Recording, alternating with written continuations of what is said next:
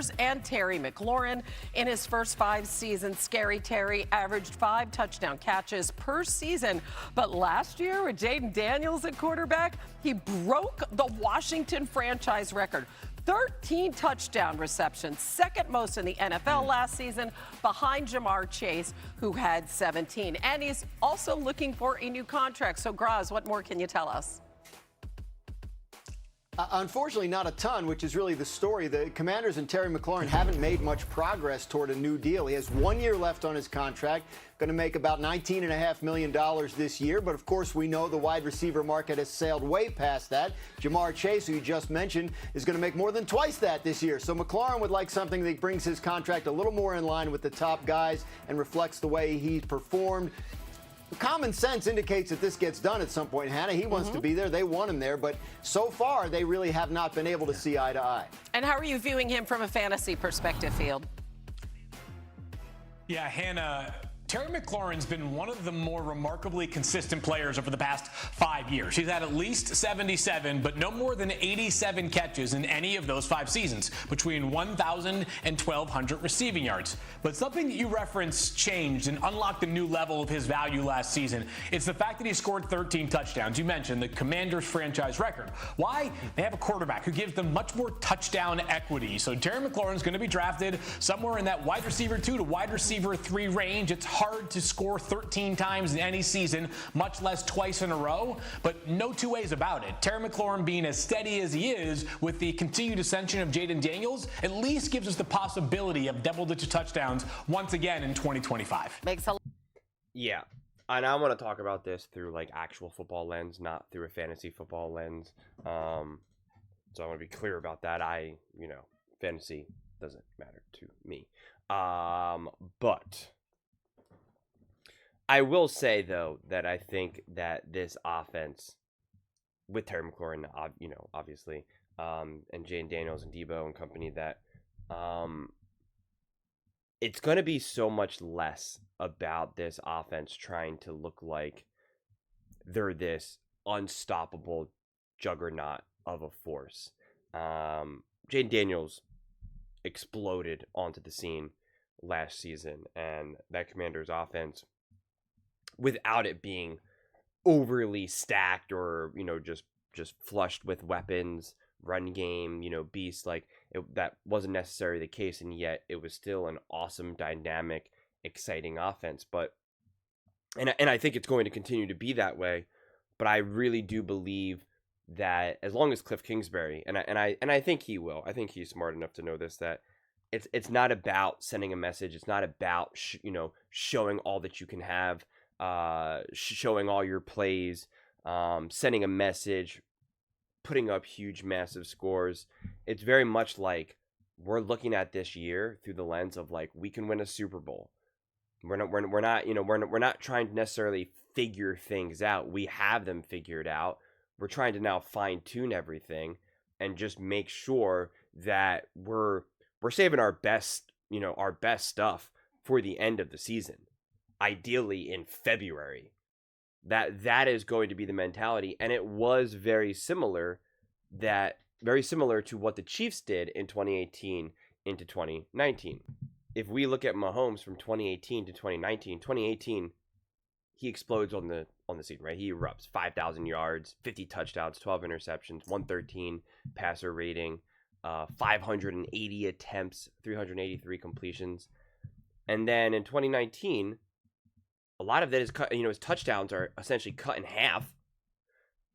His yards by 1,000. Yeah, he played 2 less games, but that doesn't explain that much of a drop off, obviously. And it was less centered around just we want Mahomes to be everything. We want Mahomes to be magic. It was less about that. It was more balanced football in a lot of ways. And so it's funny because as much as I think that this offense is going to be dynamic, and as much as I believe that Jane Daniels is just going to keep getting better and better and better and be just one of the most exciting players that we've seen in the NFL, a part of me is also hoping to actually just see less exciting moments in a lot of ways and actually see more boring football and seeing things just feel a lot more straightforward, because when we saw Jaden Daniels really be at his most exciting, not at his best, but at his most exciting, it was when he was making a lot of things out of nothing. And when he was making these just gorgeous throws, these gorgeous moments to someone like a Terry McLaurin, it was making something out of nothing. It was in a huge moment of the game. It was when they were down, a key moment of the game, whatever it may be. And in a lot of ways, if you're building a better team, if you're building a team that's going to be in a better position to win a Super Bowl, ideally you're going to want less of those moments, a lot less of those moments. And so, yeah, I think it also is going to so much depend on the defense as well. I'm expecting this defense to be significantly better. I'm a big believer in Dan Quinn and what he can do defensively. And so I'm expecting that you're going to need less offensively from this team, and that you are going to be in more situations where you are up 21-3 in the fourth quarter, 9 minutes to go, and it really is about like, man, we want a 5-6, we want a 9-minute drive, but we just want to just milk this clock, man. We're trying to get to at least 2-minute warning, have the other team start burning their timeouts. It's just going to be, you're kind of just counting down the minutes till it's time to, switch to the next game. I'm expecting, and again, if you're a Commanders fan, that's also what you're hoping to see. So it will be interesting to see how these how that affects like the stats of someone like a Jaden Daniels, Terry McLaurin as well. And to be very clear, there obviously is going to be no shortage of exciting and wild moments. I mean, it's still going to be football, and you're still talking about having these great players, but I am expecting a little bit more boring football. And the great thing about Jaden Daniels is that I think he gets it. I don't think he's anxious to just constantly play this electric brand of football. It's why I say he's an elite game manager, which is not a bad thing to say. I feel like every time you say that, you like have to justify it, which is kind of frustrating and repetitive, because he's an elite game manager and a game changer and a game breaker. But when you get it, when you just get it, you get it. And I believe that Jaden gets it. So I just think, to me, it's like my more question is like, does Cliff Kingsbury get it? Does he understand, what the true goal of this season will be? Because that is what it is. It's you're building this team. You're surrounding Jaden Daniels with some true pieces. You're making some moves defensively to give Dan Quinn some more strings to pull. You're expecting this defense to be significantly better than it was last year. That is why you hired Dan Quinn, defensive head coach. You have the continuity of Cliff Kingsbury and obviously Jaden and Zach Ertz and McLaurin, now bringing in Debo and whatnot, fortifying the O-line. Yeah, it's just I'm so fascinated to see how a team like this understands what they're looking to do, what they're looking to accomplish this coming season, what they're actually capable of doing, because I think they are capable of doing it, and how they kind of navigate that throughout the season with a quarterback who obviously is going to bring so much attention and can be so great in any given moment. Like, that's what I'm fascinated to see, because in a lot of ways it is a bit of a burden to have someone like Jaden Daniels who's so electric, so dynamic, so amazing, but it's like, how do we get that guy? How do we build a team where he can just play boring football?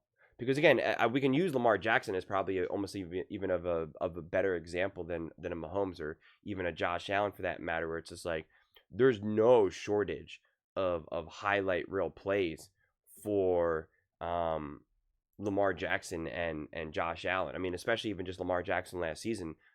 Some of his scrambles and throws against like the Bengals and whatnot. I mean, like, you're watching that and you're just like, this is just some of the greatest moments I've ever seen in my entire life.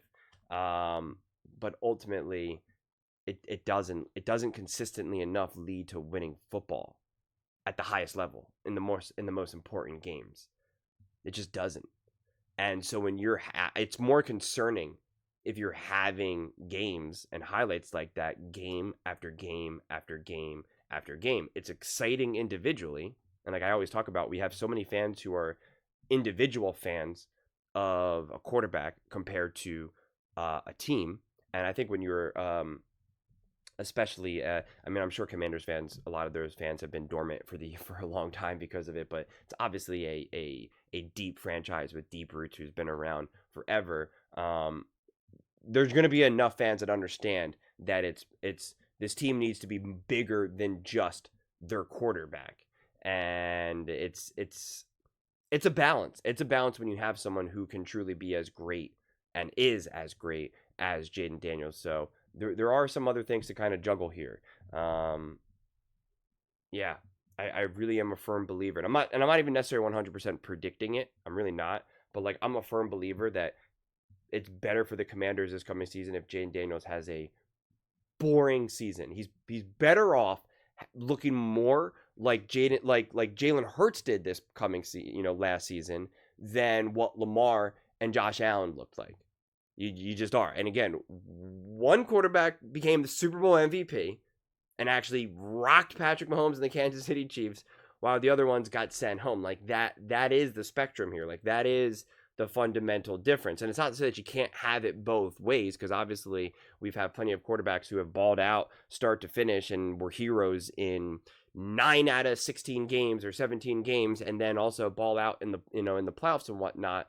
But I'm just I really am a firm believer in just like the more boring your games look and the more consistently you win in those ways, the better, man. It's just you're just it's so much more of an indicator of you being a higher quality, balanced team. And so I'm curious. I really am curious what they're going to want to do offensively this season. Is it really an emphasis on this next evolution of really trying to just, we are just going to try to blow these teams out, at least like offensively in terms of what we can do? Or is it going to be more strategic? Because again, we see that with Andy Reid over the years, right? Like he is notorious with just keeping so much to the vest until it matters most, either within a game or throughout a season. And it's obviously worked quite well for him. So yeah, I actually kind of like that there's more question marks going into this season, actually, because I was so confident last year, not exactly how the season was going to go last year, but I was so confident in Jaden Daniels being electric and all of that. And now that we've seen that, I'm really curious as to how do the Commanders game plan and build around having a quarterback who's so electric. What are they going to rely on him and ask him to do game after game after game this season, when his base level of talent and what he can accomplish is very much defined right now? There is no figuring it out. You don't have those questions anymore. So kind of what are these next steps that are taken? I'm excited to find out. But those are just my thoughts. I'd absolutely love to hear yours. What do you guys all think about the Washington Commanders and how this offense will be run, how it's going to influence players like Terry McLaurin, Jaden Daniels, etc., etc.? Let me know in the comments below. I read every single comment. So whether you agree with me or disagree with me, either way, let's get in some discussions, let's get in some fights, but ultimately, let's just have some fun. And please do consider subscribing. We are building an amazing community here, and I absolutely love to see you part of it.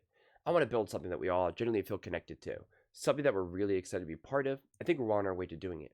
Please don't forget to give this video a thumbs up, as it really does help with visibility and the algorithm. Thank you so much. See you next time.